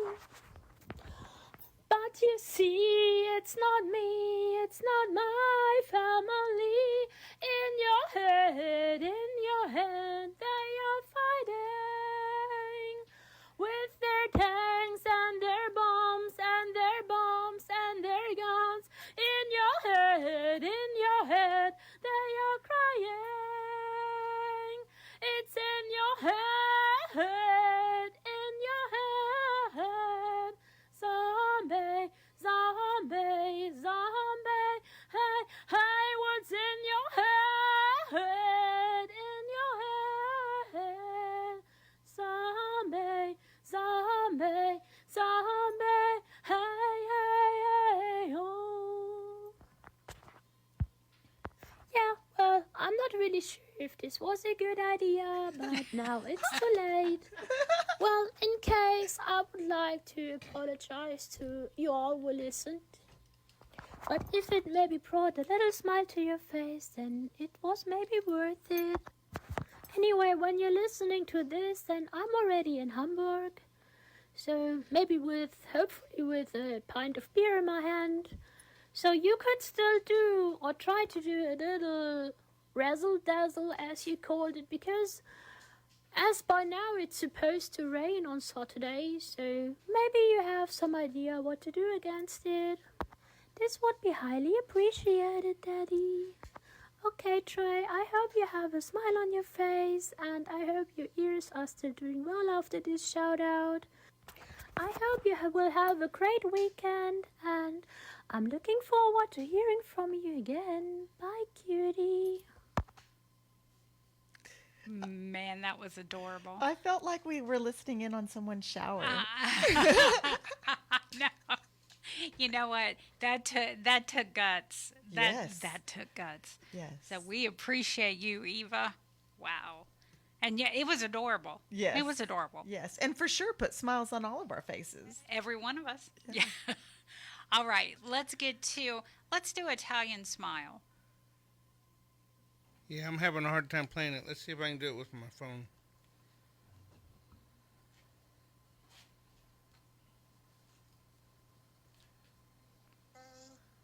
Please remember that you're always in my heart. I miss you, and I can't wait to see you. Hugs and kisses from your Italian Smile. Thank you, PrisonShow, for making this happen. Short and sweet. Yeah, and a big old kiss. We haven't heard from her in a while. I'm so glad she called. Yeah, she might be in the show next week. Yeah, I know. Yep. All right, let's get to Miss, I can't see the times anymore. Julie has been holding. Wow, Julie's been holding. I'm sorry, Julie. And thanks for holding also. Yeah, absolutely. Hey, Julie. Hello, how you doing? We are making it. How are you doing? Doing good. Went through some problems. Well, I lost my mom on Christmas Eve, but I'm getting through it, trying to get through it, so it's been tough. Oh, I'm sorry, Julie. Well, I'm glad you're calling. Yes. Anyway, I want to shout out to my love at the Michael unit, Tommy Tig. I want to let him know that I love him and I miss him, and I can't wait to hear from you this next coming week and talk to you. And I just want you to know that I love you and I'm thinking about you. I think about you every day, and just sweet dreams to you, baby, and I love you. So, yeah. Thank you. I appreciate everything. Thank you, Julie. And like Marci said, thank you for holding. Yes, you're welcome. It's been a while, so I got to get back into it and start doing those shout-outs. Yes, ma'am, you do. And we hope you have a great weekend. Thank you. I really appreciate you, and thank you for letting us do this. You're a blessing. I really appreciate that. Well, thank you so much, Julie. Yes, and maybe we got to pray. Hopefully, hope and pray that it all works out. Everything works out when he gets out. We got to pray about that. So hope and pray he gets home. So. Well, I want him home. Yeah, I want him home. Yeah, we hear you, Julie. Thank you so much. Thank you. You have a blessed day, and thank you. God bless y'all. Thank you. Same to you, Julie. Thank you for everything y'all have done, because y'all just have good hearts, and knowing that someone's there, it means a lot. Thank you so much, Julie. Thank you. Bye-bye. Have a great weekend. Okay, you. Oh, but that was, man. that was boom. She's gone. Yeah. And you know what? I think I like sitting here because now when they leave the mic on, I can just. Yeah, that worked out really well. It did. Yeah, I you like know it. how when you were in high school playing your radio too loud in your room and your parents were like banging on. That's what. Yeah, I like it. I like it. See, there you go. I like it. All right. I didn't hear that a while ago. That's the first time I heard that. Oh, so now we know we got to do it louder. I got to do it louder. Yeah, you and Linda were on the mic when you were talking. It was like, stop. Well, it's reality TV. Yes, trust me. Every week they know it's reality. It's alive. Trust me. Well, All right. We've got a gremlin on the phone. Linda keeps encountering it every now and then. Well, it's like that every week. There's gremlins in the studio. You never know where it's going to appear, though. I know. Okay, how about Rose? Well, hey, Lydia. Hey, hi. Hi, Lydia. Hi. I told you. That was funny.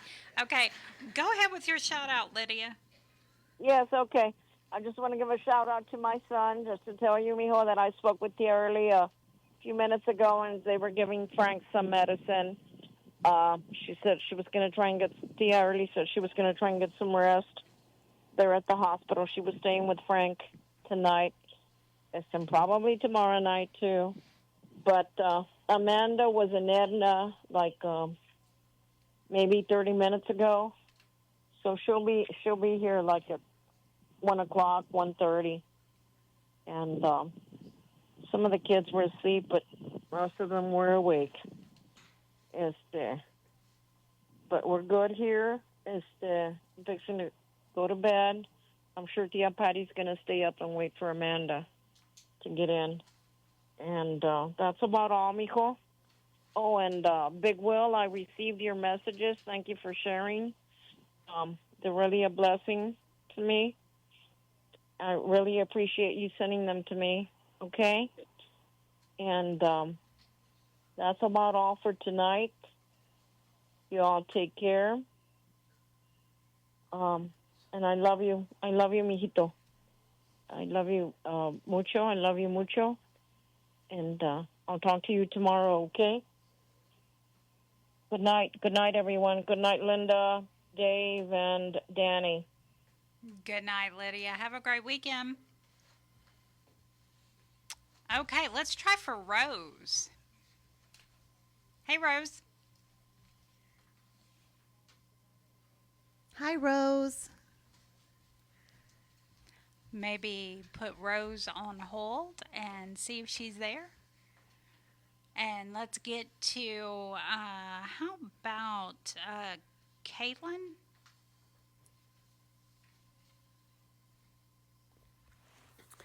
Hola, Beto. How are you? I hope that you're well, that you're in good health and spirits, staying safe and smiling. As for me, all is good. I'm here with Belle, and she is at the moment in her box, but she is staring at me, kind of talking away to herself.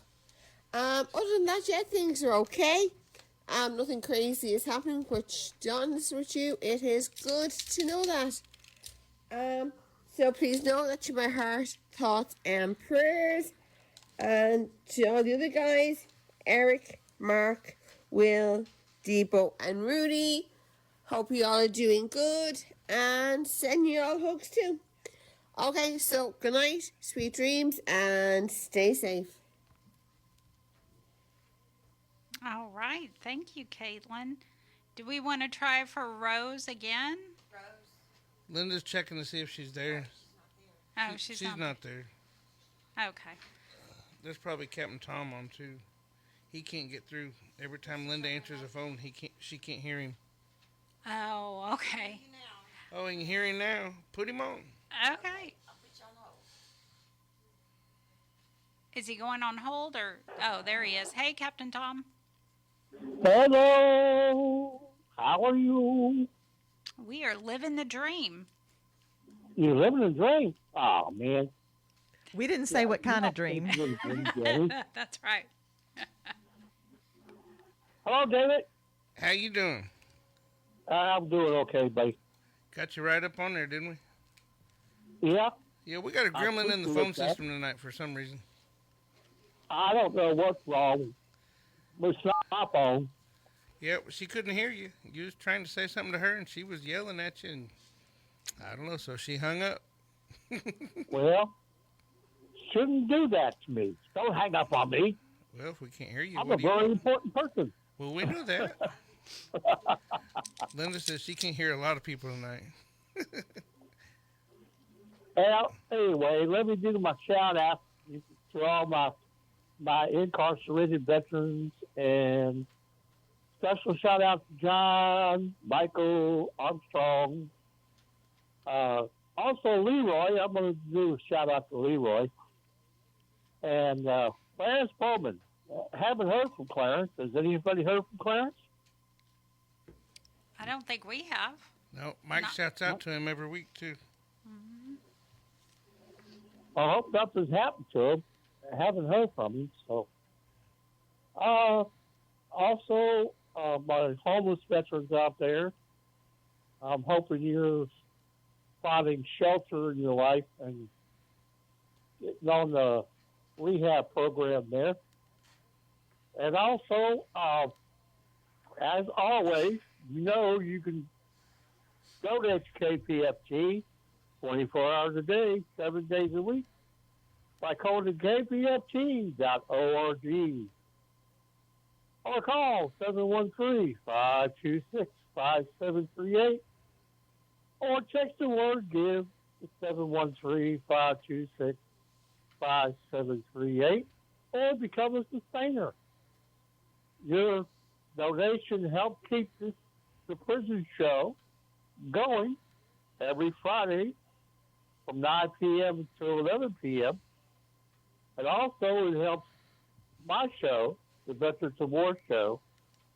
So, hey, give us a call or go online and give your donation. I'm Captain Tom.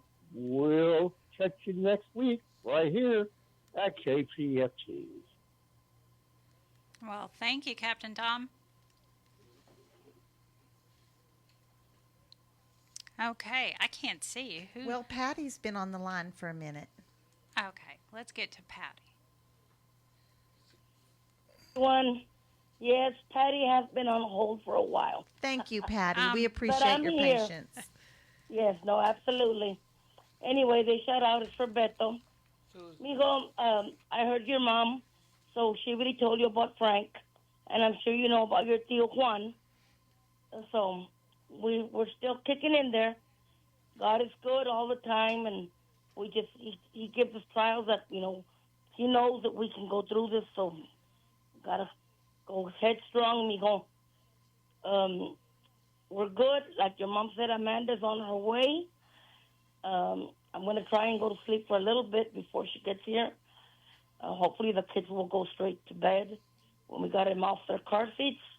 She's bringing her rescue dog also. So I don't know how that's going to go with my little ones. But anyway, we'll figure it out. I was going to say right now when Linda said that she wanted the guy to take the camera off her face because her hair looked like a fur ball, it reminded me of your grandpa. In the mornings when I would walk from my room to his room, she'd make sure he was doing okay. Every morning, of course, my hair was a mess. And he'd say, I like your new look. So a couple months ago, I woke up with my hair in all, directions. And Eligio said, I like your new look. And I told him to shut up, of course. But it reminded me of your grandpa, mijo. So I like little moments like that. Anyway, I love you. I miss you. Shout out to Big Will, Jeff, Rudy, Juan.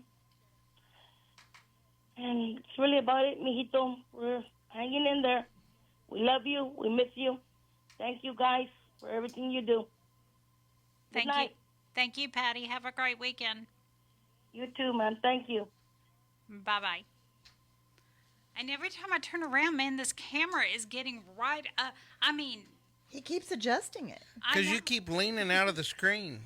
There's a reason. She mentioned it, the hair. I can Well, see it. But you're on a video. You're on a live feed. You should be right in front of the camera. Well, I am, but I'm not used to. And I'm over here complaining to them because nobody can see you. Oh, they can see me. Trust me, because I can see me in this shot right But here. See, half of your face is what we're seeing.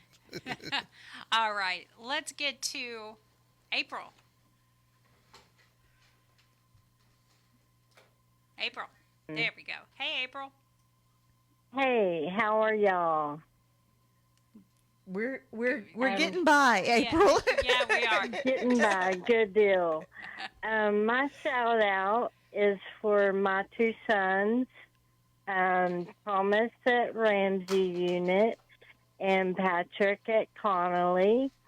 I just want to let both you boys know that I miss you both so very much, and I love you with all my heart.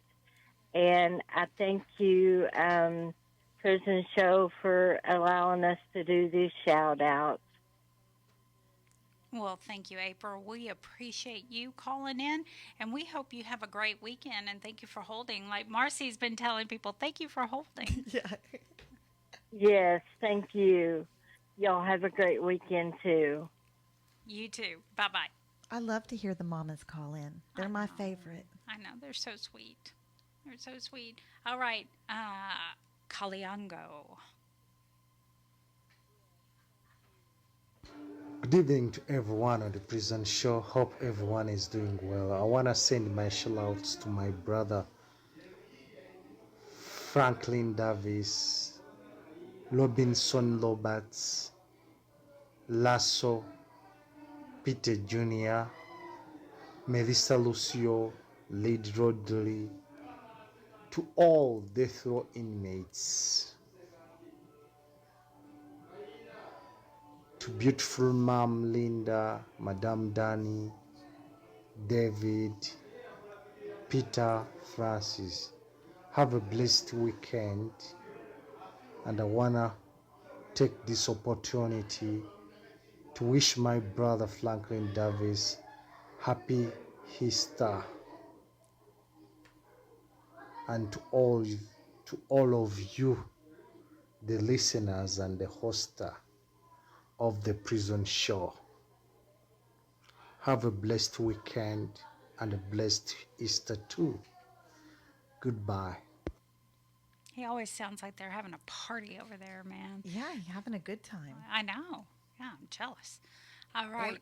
How big is his family? I don't know, but it seems pretty large. Yeah, but sometimes he's on a bulldozer and all kinds of stuff. Yeah, chickens in the background, roosters. Yeah. He lives an interesting life. Well, he's given the people on the inside a taste of the free world, so... And there's that word again, and I feel like I'm being watched. I know. She's over your shoulder. You know, believe it or not, whenever I was going to Calvary Commission, I did my thesis was on cross-cultural communication, because we had our own language on the inside. Yeah. I mean, and those of us that have been there and done that, we talk and we forget about it. And when we get back together, it goes hard. All comes, yeah. Mm-hmm. It all comes out. I showed you today. I had some flashbacks. I was over in the Bambi working because they had a flood, and man, they had whirlwinds and all kinds of stuff. Yeah. They had those prison fans, those $22 commissary purchase. Those things saved our lives. Yeah. I was in there before they had whirlwinds, and it was rough. And whenever we got a whirlwind, we was only able to have one. Now they can have two. Yeah. But man, we were grateful. I was in when they started letting us have two, and God, we celebrated. Yeah, I was in when we first got the whirlwind, so It would blow up a sheet. You could get in Lawsuits. the dorm and it blow up the one sheet. I can imagine with two of them. Heat lawsuit is Yeah. starting Monday. Mm-hmm. So we'll call in and give an update, I promise, on Friday to let you know how the first week went. Please do. Cool. Please. Okay, let's get to Miss Kiki.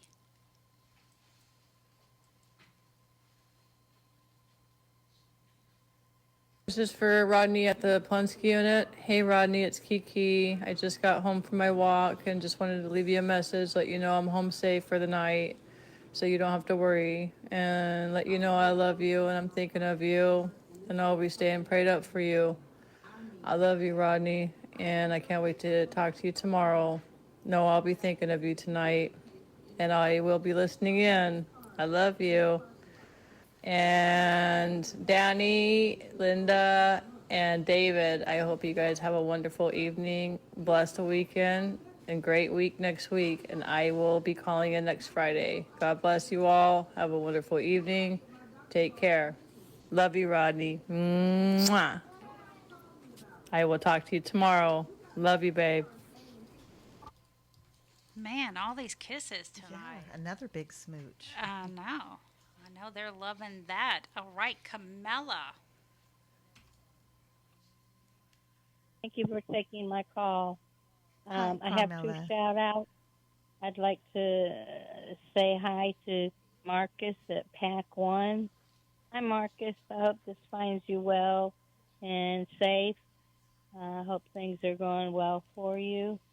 We're supposed to get a little cool front tonight, so hang in there if you're hot.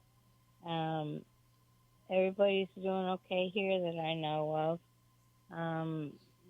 Just a lot of activity with upcoming Easter, Paschal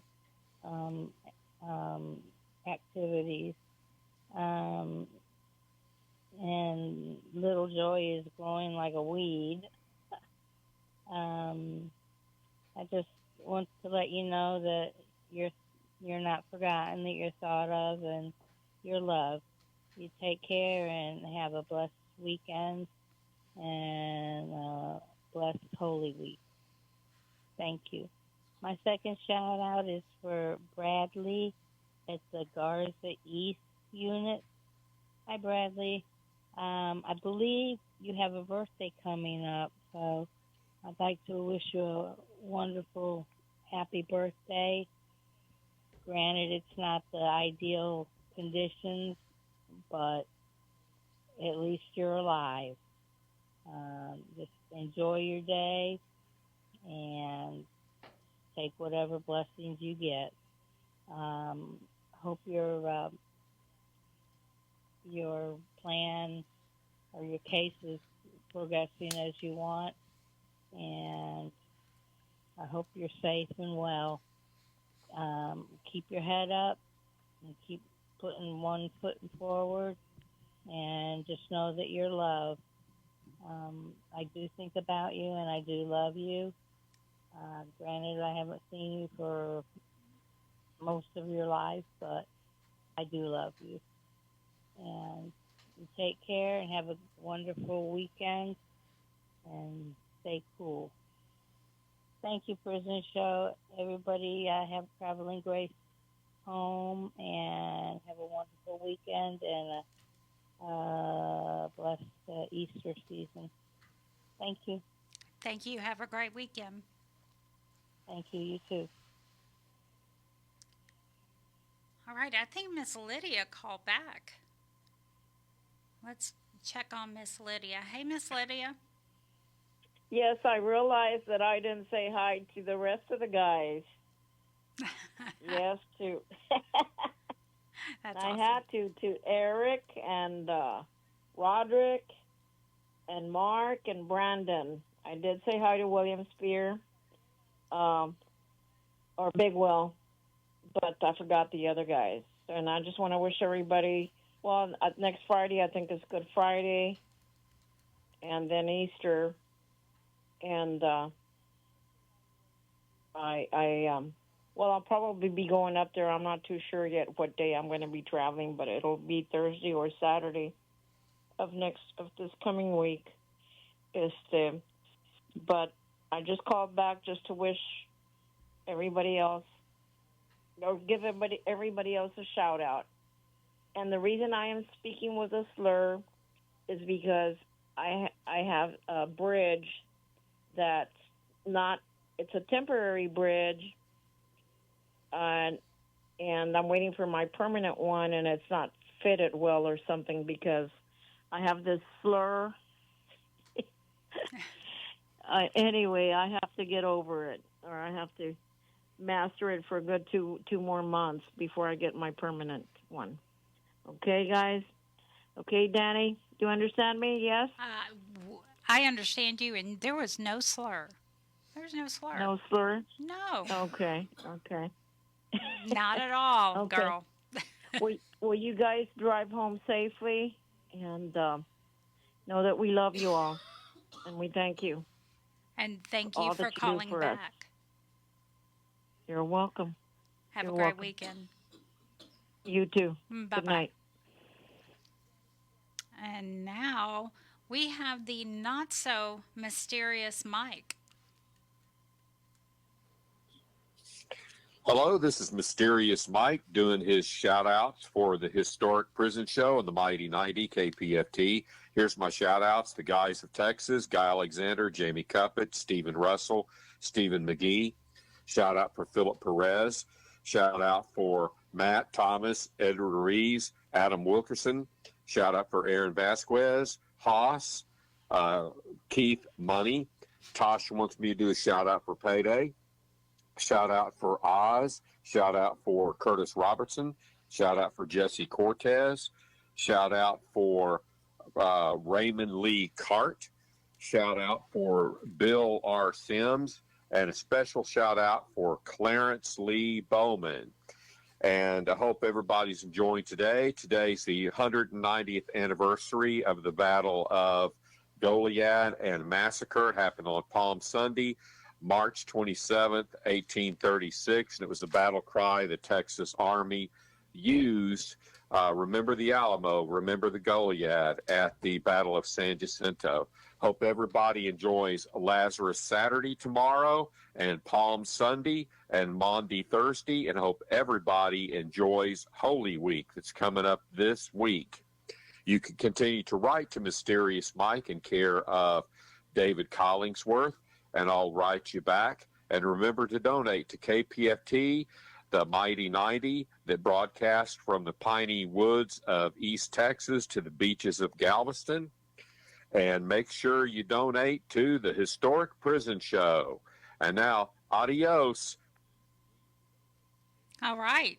You too can write to Mysterious Mike at 226 Chipmunk Trail.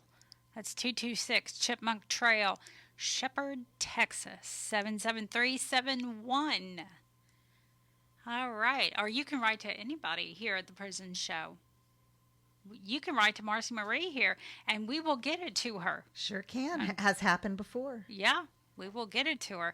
All right, let's get to Miss Stacy. This is to my husband, Sporty Black. Hey, baby, this is our tuck-in. I'm trusting we get our whispers today because our phone has been acting up, same as Mom's. I've called and got our work order in. I've just placed on our last post. I still got to share on the various sites. It's been an overcast day, but it's been in the warm 70s. The girls are behaving. They've been in and out all day. Boo, this is just kissing you our common strength. All is well. I love you. Take care, sweetheart. Man. Double smackaroo. I know, and big ones, too. Yeah. Danny, I got to give my shout-outs. You So do I'll it. be in trouble with my brother-in-laws. So Chevy and Baby D, Britt and I love you so much. We cannot wait for both of y'all to come home this year. Baby D, we are fighting for our lives potty training your child. And so that he's so big and so smart and so lovely. And what a joy to have him. I'm sorry that you're in there, and also we're so blessed to have him. Your niece Kimmy had her first birthday party, and I was in Chicago working, but the pictures, Britt, of course, was there and took baby Wes, and the pictures are amazing, and she's so beautiful and so sweet, and she smiles. When she smiles, y'all are going to die when she smiles at you because it melts your whole heart. And so please do what you have to do to stay out of trouble these last few months. We're counting on y'all to make good decisions and get home. Love y'all so much. I'm going to cry, girl. I know. How old is she? Kimmy is 1, but my nephew is 3. So we've had him since he was 9 months old. And he's such a little sweetie. But he wants us. He says, "Why is my dad in the pokey?" The pokey. I said, "Well, baby, he didn't follow the rules, and that's tricky, right? Because are you going to think if you don't pick up your toy, you go to the pokey, But how do you explain that for a 3-year-old? That's tough. It is tough. Show him the apple dumpling gang. Oh, I need to look at that. Yeah, my daughter, she actually was talking about my daddy has to go to work for the police and things like that. And then one day she came to visitation and she says, "Dad, you're in prison." Yeah. I said, "Well, why do you say that?" She says, "I was watching the apple dumpling gang." Oh. Okay, I need to check it out. Yeah, my 5-year-old Annabelle, she was in diapers when I got locked up, and I called home one time, and she said, "Mom, where are you?" And I said, "Well, I'm where you visit me, except I'm in the back where we sleep." And I kind of described the dorm. I'm like, there's TVs, and there's ladies hanging out in the day room, and I'm trying to kind of describe it. And she said, "Oh, I thought you were in jail." And I was like, "Oh gosh!" And it's not something we hid from her, but yeah, it was a realization that that's where she had been visiting me. And I said, "Well, it is a jail." And then I had to explain why. And mine was kind of easy. I took money that didn't belong to me. Yeah. So. Mine wasn't so easy. I was a mean guy. Well, it's tricky, right? Yeah. Because there's lots of circumstances, and 5-year-olds don't understand all of that. Yeah, as Jason was asking me earlier about I took a CDL class, and whenever I went to get my TWIC card and my hazmat endorsements, they denied me because of some of my charges. And I'm like, well, I don't have the charges you're supposed to deny me on. But they made me get my record so that I could prove it. And whenever I got my paperwork from the court, I thought, man, that's a bad dude. They're not describing me at all, but that's who I was. Yeah. Hey, if you look at my prison file, that's what you're going to see. Yeah, it's a big, thick file. I used to go to, I wanted to say UIL. It's not called UIL. No. UCC. Wherever UCC. I was about to say no UIL. Yeah, that's for school. Been No, there, I'd done go that. to UCC and they'd plop that big file down of all those disciplinary cases and psych history. But, sometimes we do things in there to survive, and sometimes we're just not. Well, they sent me to Cofield to start off with, so I was rocking and rolling. I'll be at the Cofield unit next weekend on Saturday. So shout out to Cofield. Y'all be nice to me. I ain't been in a men's unit yet. So I feel a little anxiety. They'll love you. Only women's units. No, they'll love you. They're gentlemen. So yeah, super excited for that. It's almost, we got like 2 minutes left. Linda says she don't want to do shout outs because her voice is tired. Did you say your shout outs, Danny? I did not, but I want to give a great big virtual hug to Pac-Man over at Polunsky. His mother passed away, and I know that has to be really difficult when you're in prison. So just a great big virtual hug. Wish I could hug you in person, but we all love you out here. So just know that. Yeah, and we also, Bam, I'm hear you, and I'm gonna look into why maybe mail's not getting to me, and I love you, thinking about you. Your mom's out here rocking and rolling. She's doing so good. I love seeing her on Facebook. Yeah, I did time with Bam's mom, so that's how. Oh. Yeah, that's how I got connected with Bam. We were locked up together, and we were both not. We were in, medium custody and all of that together. You, Rocking and girl, rolling. I would go from a trustee band and then do something wild and end up in medium custody, work my way back up, back and forth the whole time I was locked up. I didn't do my time easy. Mm-mm. Oh, wow. I'm not saying that's what y'all should do. No, she isn't. She is not. I tell everybody they need to start making the next right decision now because it doesn't feel right. You know that it's the right decision, but it just don't feel right because we've been making them wrong decisions for so long. 100%. It's much easier just to punch somebody in their nose. It is. My fist used to be automatic. I didn't even think about it. I'd already be punching somebody and then think, oh, hell, here it goes. Yeah. And thank you again, Kristina Hartman, for being on. And y'all sign up for you. those higher education classes, all the classes. Look and see what's available to you. Look, and it's on the tablet. She told y'all, look on the tablet. Y'all figure that thing out. Those of y'all that wonder what Jason Weissong looks like now, you got his picture. Yeah. Get his little smiley face up in there. We hear his voice all the time. Now you got his face. He has a radio voice, too. He does. He does. Yeah. He definitely does. Yeah. Well, thank you. And we're sorry, Joanne, we didn't get to you tonight. Again? Yeah, sorry. Yeah, we had a lot of people in the house. It's been a great show. Even if we did have a few gremlins, at least they weren't too bad. I appreciate everybody coming. Appreciate everybody tuning in. Y'all stay tuned for Skylar Dawn. Should be coming up here in a few minutes. We got about 45 seconds. So if anybody has a burning desire, they want to shout out to somebody or say goodbye. Ken, you got something you want to say? You sneaking around over there. I see you. No, he's just walking around just annoying me. That's what he's doing. Is that what he's doing? Yeah. He has ADD. Yeah. Much love. Y'all get your perfume samples ready for Easter. I know y'all are getting ready to press them whites and get ready. And I feel you. I think about that every Easter. I think about that. So, yeah, y'all get ready for that. I'll be and out y'all here ladies thinking let about everybody you. know that we're on the tablets. And I was sharing with somebody earlier, you know, the ladies are why we got on the tablets because we were trying to extend broadcast-wise, trying to figure out how to get a repeater, they call it, over that way. And they were going to make us get a whole new radio station. And we was trying to figure out how to do that. And then the opportunity arose to get on the tablet. So now we're everywhere. 45 states. About 900,000 folks can tune in if they want to. And hey! Hey, all y'all!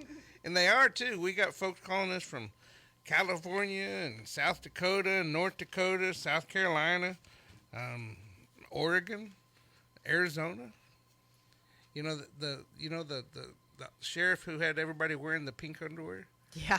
Yeah, I was watching on our dashboard the other day. They had like 567 people that were watching us from over there. Oh, nice. That's that's pretty cool. real nice. Yeah, last year we had 427,000 folks tune into the prison show. That's amazing. Yep. All right, y'all stay cool best you can. I think we're gonna have a cool front, so y'all be cool, okay? Bye. Have a great weekend.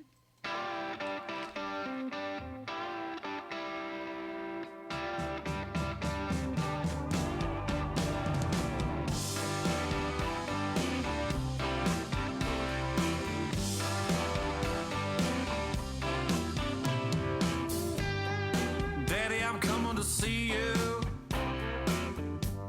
at visiting hours next week. Mama ain't been doing too well, I'll tell you more when we speak.